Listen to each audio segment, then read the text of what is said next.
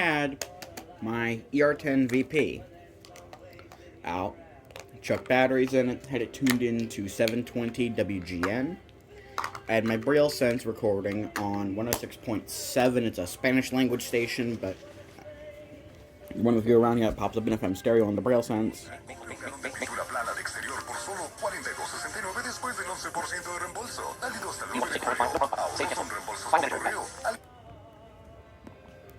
And I had the scanner set up on 97.1. I didn't get the test. I thought it was at 10:30.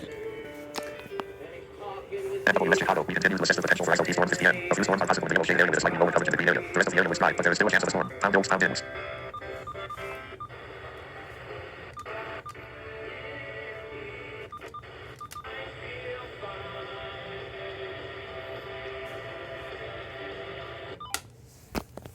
The test was at 10:15, and I started everything at 10:30.